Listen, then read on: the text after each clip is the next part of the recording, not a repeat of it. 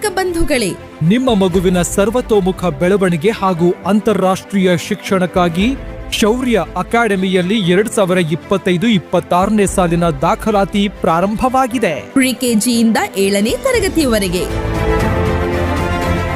ಜರ್ಮನಿಯ ಪ್ರತಿಷ್ಠಿತ ವಿಜ್ಞಾನಿಗಳಾದ doctor Cinderella ಚುಂಡೂರಿ ಹಾಗೂ ಡಾಕ್ಟರ್ ರಾಜೇಂದ್ರ ಕುಮಾರ್ ಗುರುಮೂರ್ತಿ ಅವರಿಂದ ಸ್ಥಾಪಿಸಲ್ಪಟ್ಟಿರುವ ಈ ಶಾಲೆಯಲ್ಲಿ ಅಂತಾರಾಷ್ಟ್ರೀಯ ಗುಣಮಟ್ಟದ ಶಿಕ್ಷಣವನ್ನು ನೀಡಲಾಗುತ್ತಿದೆ.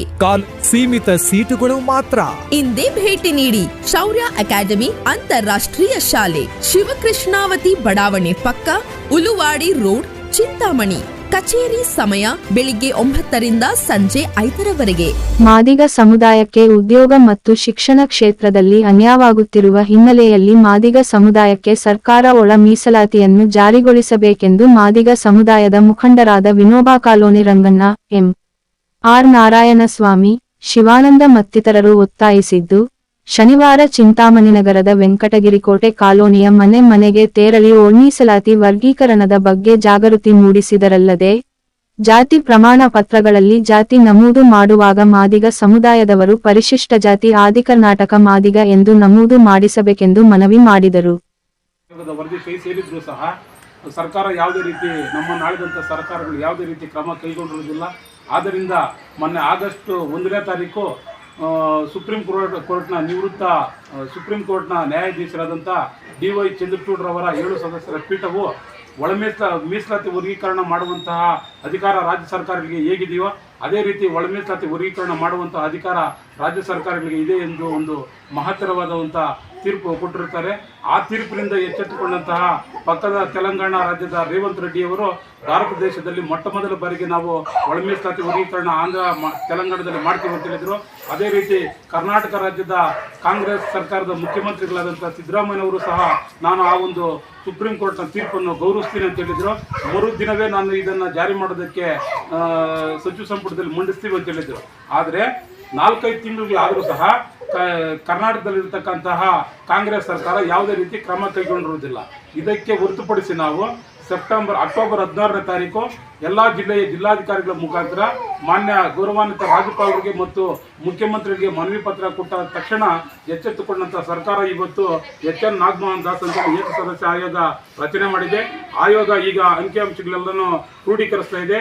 ನಾವು ಹೇಳ್ತಾ ಇರೋದಿಷ್ಟೇ, ನಿಮಗೆ ಸರ್ಕಾರ ಇದುವರೆಗೂ 2011 ಮತ್ತು 2012ರಲ್ಲಿ ಸದಾಶಿವ ಆಯೋಗದ ವರದಿ ಏನು ದತ್ತಾಂಶ ಕೊಟ್ಟಿದೆಯೋ ಅದರ ಆಧಾರದ ಮೇಲೆ ನೀವು 6% ಶಿಫಾರಸು ಮಾಡಿದೆ. ನೀವು ಅಷ್ಟೇ 6% ಶಿಫಾರಸು ಮಾಡಬೇಕು ಅಂತೇಳಿ ನಾವು ನಾಗಮೋಹನ್ ದಾಸರವರಲ್ಲಿ ಮನವಿ ಮಾಡ್ತಾ ಇದ್ದೀವಿ. ಮತ್ತು ಅದೇ ರೀತಿ ತ್ವರಿತಗತವಾಗಿ ಸರ್ಕಾರ ಅವರ ಕೈಯಿಂದ ಆ ಒಂದು ವರದಿಯನ್ನು ತರಿಸ್ಕೊಂಡು ನಮ್ಮ ಮಾದಿಗರಿಗೆ ಏನು 6% ಬರಬೇಕು ಅದು 6% ಅವ್ರು ಕೊಡಬೇಕು. ಇಲ್ಲ ಅಂದರೆ ಇದುವರೆಗೂ ಸುಮಾರು 27 ವರ್ಷಗಳಿಂದ ನಿರಂತರವಾಗಿ ನಾವು ಹೋರಾಟ ಮಾಡ್ಕೊಂಡು ಬಂದಂಥ ಪರಿಣಾಮ ನಮ್ಮ ಮಾದಿಗ ಸಮುದಾಯದಲ್ಲಿ ಶಿಕ್ಷಣ ಮತ್ತು ಉದ್ಯೋಗದಲ್ಲಿ ತುಂಬ ನಷ್ಟ ಆಗ್ತಾ ಇದೆ. ನಮ್ಮ ಸಮಾಜದ ಬಂಧುಗಳಿಗೆ ನೀವೇನಾದರೂ ಇದೇ ರೀತಿ ಮುಂದುವರಿಸಿದ್ರೆ ಮಾದಿಗರ ಆಗ್ರಹಕ್ಕೆ ಗುರಿಯಾಗದೆ ತಪ್ಪಲ್ಲ.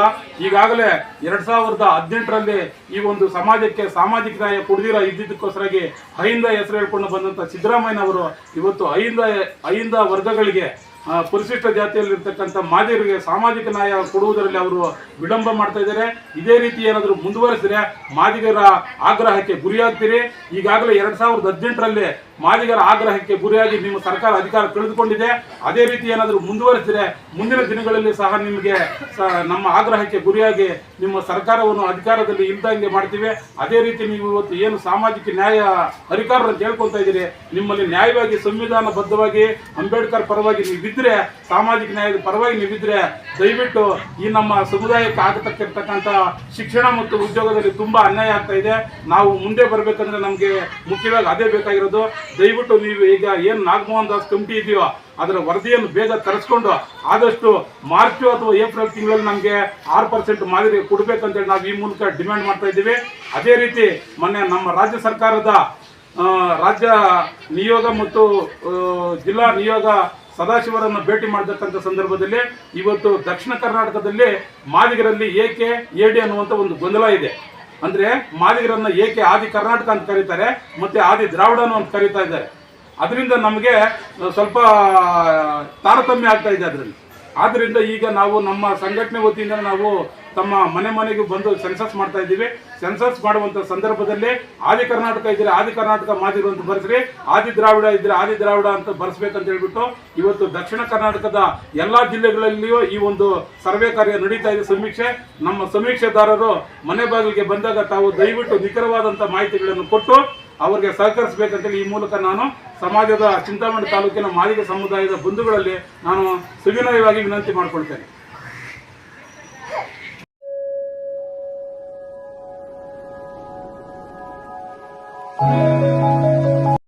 ಚೇಳೂರು ಹೊಸ ತಾಲೂಕು ಆಗಿರುವುದರಿಂದ ಇದೇ ಮೊಟ್ಟ ಮೊದಲ ಬಾರಿಗೆ 26 ಎಕರೆ 10 ಗುಂಟೆ ಜಮೀನಿನಲ್ಲಿ ಮೂನ್ ಸ್ಟಾರ್ ಬಿಲ್ಡರ್ಸ್ ಅವರು ಬಾಗೇಪಲ್ಲಿ ಚೇಳೂರು ಮುಖ್ಯ ರಸ್ತೆಯ ಶೇರ್ ಖಾನ್ ಕೋಟೆ ಬಳಿ ಹೊಸದಾಗಿ ನಿರ್ಮಾಣ ಮಾಡುತ್ತಿರುವ ಚೇಳೂರು ನ್ಯೂ ಟೌನ್ ಉಪನಗರ ಕಾನೂನು ಚೌಕಟ್ಟಿನಲ್ಲಿ ನಿರ್ಮಾಣ ಮಾಡುತ್ತಿರುವ ಬಡಾವಣೆ ಆಗಿದ್ದು, ಜಿಲ್ಲಾಧಿಕಾರಿಗಳಿಂದ ಭೂ ಪರಿವರ್ತನೆ, town and country plan approval, ಪಂಚಾಯಿತಿ ಇ-ಸ್ವತ್ತು, ಸಿಸಿ ರಸ್ತೆ, ಒಳಚರಂಡಿ ವ್ಯವಸ್ಥೆ, ಉದ್ಯಾನವನ, UG ಕೇಬಲ್ ವಿದ್ಯುತ್ ವ್ಯವಸ್ಥೆ, 30, 40, 60 ಅಡಿ ರಸ್ತೆ ವ್ಯವಸ್ಥೆ, ಕ್ಲಬ್ ಹೌಸ್, 1 ಲಕ್ಷ ಲೀಟರ್ ಸಾಮರ್ಥ್ಯ ಹೊಂದಿರುವ ನೀರಿನ ಟ್ಯಾಂಕ್ ಸೇರಿದಂತೆ ಎಲ್ಲ ರೀತಿಯ ಮೂಲಭೂತ ಸೌಲಭ್ಯಗಳನ್ನು ಹೊಂದಿದ್ದು, ನಮ್ಮ ಬಡಾವಣೆಯಲ್ಲಿ ಮೊದಲು ಸೈಟ್ ಕೊಂಡುಕೊಂಡು ಮನೆ ಕಟ್ಟಿಕೊಳ್ಳುವ 10 ಜನರಿಗೆ ಮೊದಲ ಆದ್ಯತೆಯಾಗಿ 400 ಮೂಟೆ ಸಿಮೆಂಟ್ ಉಚಿತವಾಗಿ ನೀಡಲಾಗುವುದು. ಹೆಚ್ಚಿನ ವಿವರಗಳಿಗೆ ಸಂಪರ್ಕಿಸಿ Moon star land developers and builders, KR ಬಡಾವಣೆ, ಚಿಂತಾಮಣಿ. ಮೊಬೈಲ್ ನಂಬರ್ 9916852260 ಸಂಪರ್ಕಿಸಬಹುದು.